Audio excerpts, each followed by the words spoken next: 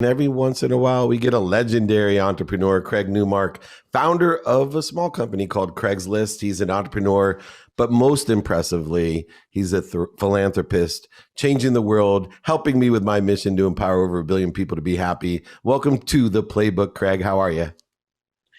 Hey, things are really good. Good to be here. It's great to be here. A lot of people find it easy to say you're a philanthropist after the fact, meaning, you and I both know there's no such thing as an overnight success. But it's been my journey through billionaires, millionaires, entrepreneurs, athletes, celebrities, and entertainers that there's a certain mindset of philanthropy, of giving back, that has been a part of them far beyond the days where they had anything in their bank accounts, and that it is innate in their being. In fact, it's one of the inspirations of why they wanted to be successful, to help others.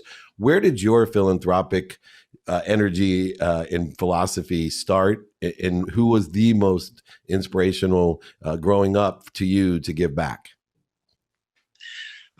I guess for me, it had to do with Mr. and Mrs. Levin in Sunday school. I mean, in Sunday school, they taught me that you want to treat people like you want to be treated. And that resulted in other observations like knowing when enough is enough. As the years went by, I realized that I was a 1950s style nerd. Plastic pocket protector, thick black glasses and all, including no social skills. And even now, I'm only simulating social skills today, which I don't really have. But anyway, later on, Mr. and Mrs. Levin, through a Hebrew school, helped me understand the idea of tikkun olam, which means repairing the world. As a nerd, I figured, well, I wanted to live comfortably. I wanted to help my family, friends out. And afterwards, it is much more satisfying to make a difference. And that was all my unconscious direction until the last maybe 10 years or something like that, when I realized, hey, I was trying to embody and enact stuff that I learned long ago, but I kind of forgot I had internalized things until I started thinking about them as a result of interviews. What's so fun is I love your humility about stimulating a personality or a great interview, which makes you a great interview. But more importantly, you and I have very similar backgrounds, except for I was forced. My brother's a famous rabbi, but I was forced to go to Sunday school, and tzedakah and everything that follows within the traditions of my family, which are well followed, I was resistant to.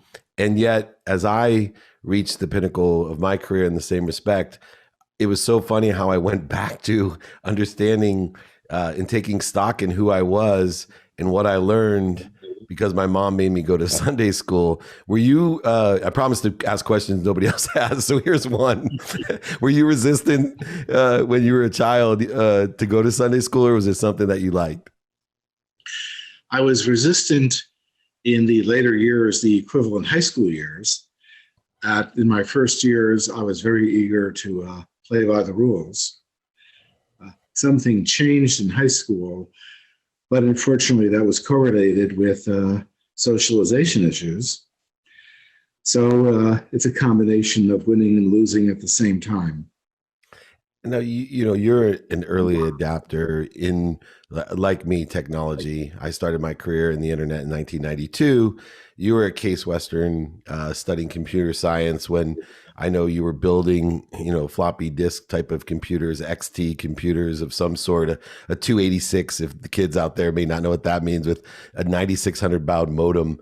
And here we are today where I see technology accelerating exponentially. Each day I feel we get more progress than 10 years back in 92 to 2002. What was your perspective of the capabilities of what you were studying? Meaning, did you see what we are experienced today 17 years ago or 10 years ago when you were studying at Case? Meaning, did you envision the unfathomable infinity of possibilities that technology has allowed us to have? First, I'm much older than you're imagining because I learned computing using punch cards. You're older than me. Floppy You look disks, the same age. You're older. well, floppy disks were about 20 years after that, Oh my roughly, gosh. although I may be off in that calculation. But I was prepared for a lot of change, but it had nothing to do with what I was really studying. It's because the language of my people, the nerds, is science fiction, and they had emotionally and intellectually prepared me for all sorts of change. In particular, science fiction had prepared me for well, societies where a lot of people just didn't have work and survived on what we're calling universal basic income. Science fiction prepared me for regular pandemics, which is kind of handy nowadays. And science fiction in the 80s prepared me for variants of the internet, although the single greatest influence there was William Gibson, a neuromancer, and his vision of cyberspace. So all that reading helped prepare me for what was to come. But I have a feeling the fiction prepared me better for today than what I was actually learning and doing. And what were some of your favorite fiction books that you were reading back then? Back then, it was the usual Heinlein, Asimov, Clarke, folks like that. Now it's very different, like Ada Palmer or Elliot Pepper or Malka Older. There's a lot of others. And a lot of people have incorporated the lessons of today, particularly information warfare.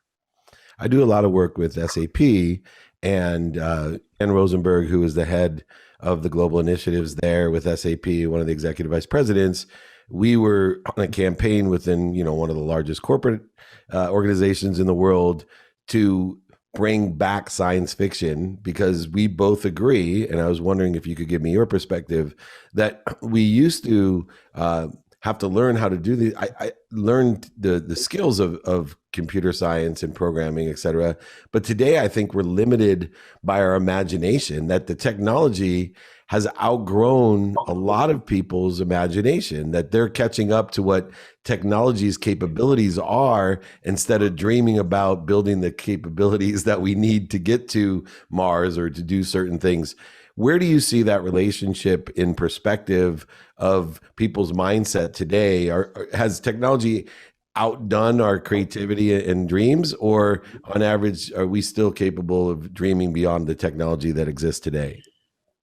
I think there's a mutual feedback reaction between technology development and fiction and our imaginations, because the people writing in those areas are getting us to think of new things, particularly when it comes to information and computer work and what it's doing with us or to us.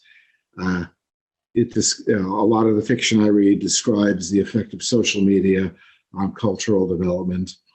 It describes possible new technologies, particularly, the fiction I read, I am really happy that I know a lot about virology, computer or biological network issues. It helps that I know something about quantum physics and so on, because all that ties everything together. It's inspired me also in terms of my work life.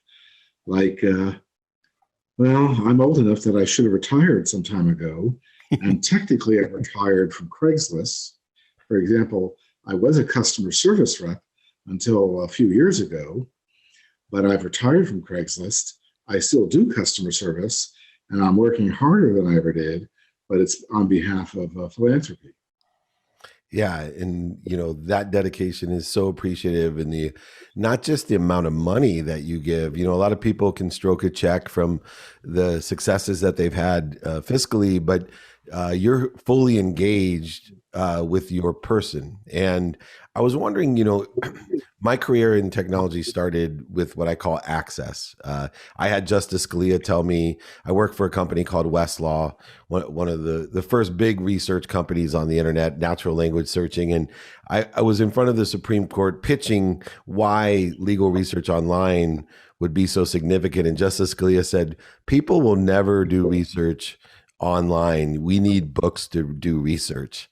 And obviously, nothing is aligned better than a search engine to find things beyond books. But the other side of, as I was involved in the early 90s, 16 years after you started, I think, I realized where the money would be made were in marketplaces. And, eBay was, kind of the first to create a marketplace.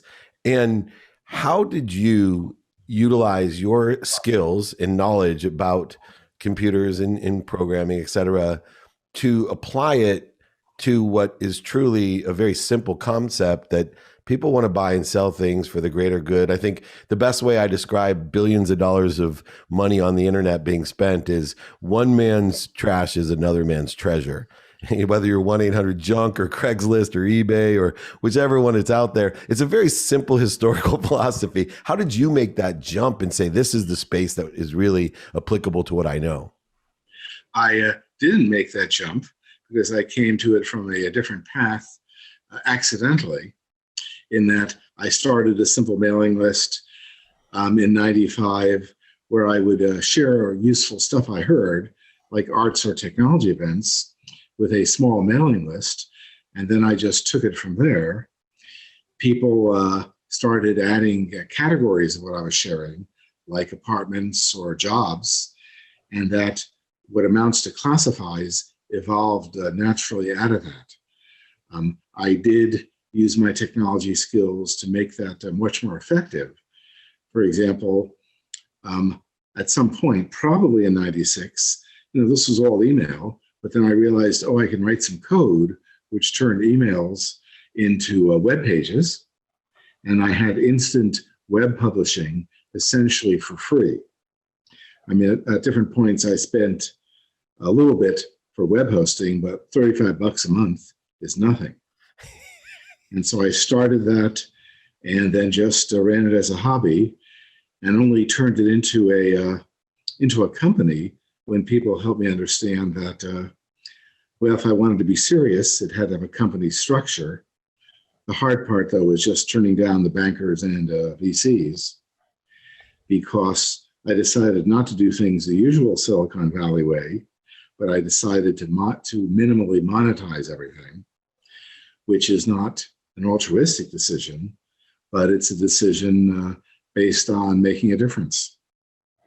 And throughout your career, you've made a huge difference by keeping an open mind and using an extraordinary intellectual mind in order to effectuate creating a greater good. And even in February of this year, understanding one of the critical life issues, I say business issues, of food insecurity. And I think you gave over $15 million, but also your attention and intention into the matter.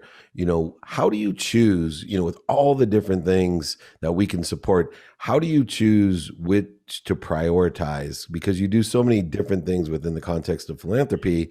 I always find it interesting what, criteria someone like you that's so logical would make to say, this is an area that really needs our help. So why food insecurity? Well, food security, a few months ago, I realized that there are always a lot of hungry people in our country, but I had different priorities. Then I started reading how the economic damage caused by inattention to the pandemic in its first months, how many more people were going hungry. And that pissed me off. It pissed me off more that a lot of the people going hungry were vets, their families, and even some active service members and their families. So I decided to put in 10 million and then another 15 million, and to assemble the most effective food organizations. I wanted to get them help and to get them cash. I've tied that into working with Bob Woodruff Foundation for vets and their families and so on, and trying to do what we can to get bags of food to veteran families. So I prioritize, sometimes you got to get people fed today and then tomorrow, and then think of the long term. Sometimes you need to defend the country in the here and now and think in the long term. Hence my work in combating disinformation warfare and related matters like cybersecurity, and protecting voters who who are targeted by people who don't want Americans to vote. So I'm doing a lot of those things, prioritizing best I can. I do allocate some cash for lower priority matters. I love birds, and I'm funding a few different pigeon rescue groups. Yeah, it's incredible. I looked down the list of all the different things you're of service to and creating abundance and support for so many. But I really am aligned with a trustworthy press. I work with Alan Miller with Newslit, and I think you were quoted when I was involved. CNN was there as calling a trustworthy news an immune system for democracy. And I think never than before, and this is pre, the political chaos that we've been through in the last days. Why and how can we protect ourselves? I think it's one thing for people that have been around the block, but I have, 3 teenage daughters and a 10-year-old son, and the controlled spectrum of information that they receive, I'm struggling with all the knowledge I have to protect them or to give them a perspective of what we're talking about when we talk about trustworthy news, because they only know one news. How can we, from someone like you, help our children decipher what we should trust and what we should question? It's hard to answer that. In part, in my case, I don't think I was ever young. Yeah, I can see that. You're an old soul, my friend. But one simple thing is that if you can show a news source lies to people or amplifies the works of disinformation super spreaders, then you can figure out that at least you can rule out those news sources. On the positive side, look for publications that when they make mistakes, they do correct them. Because everyone's going to make mistakes in the news. That's inevitable. And sometimes bad guys work really hard to game or play good reporters. So that works in a large way.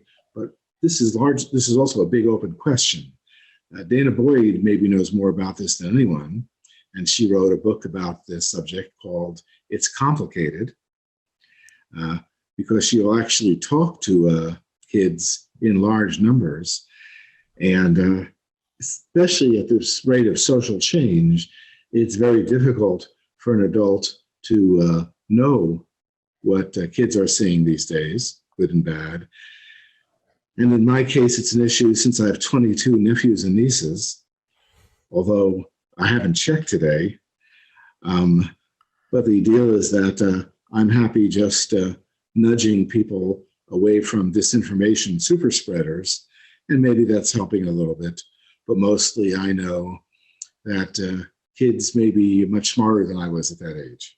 Well, you're simulating an excellent interview, by the way, and I'm up to the last question, hopefully one that you haven't heard before. I love to ask this question of people that have studied physics, quantum physics, metaphysics, have come from a very academic and intellectual perspective and utilized it for the greater good, like yourself. How does spirituality intertwine with all you know about technology and science? How, is that aligned or reconciled in your life? Well, people, including my rabbi, a guy named Leonard Cohen, the net advice there is to consider the effects of the technology that you're building. I also got that from the Manhattan Project, where Oppenheimer and Einstein were considering the effects of what they did. And now I'm considering the effects of what I've done, plus also what I fund. For example, there's a new cover article, and I think it's Washington Post, talking about autonomous weapons. These are like machine guns that are basically robots. And if you tell them to go off on their own to kill the enemy, well, if they're hacked or if their programming fails them, that will be unpleasant. And that is a Terminator scenario. So consider the effects of what you're building. Beautiful. Well, this has been, as I expected, just an amazing expansion of my mind. I think if I was going to describe this interview, Mark, I'd just go like this, which I expected from you. And I certainly appreciate not just the knowledge, the skills, and the stories and lessons that you have, but being utilized to me as giving your life away. You know, my name, it means beloved in Hebrew, beloved servant.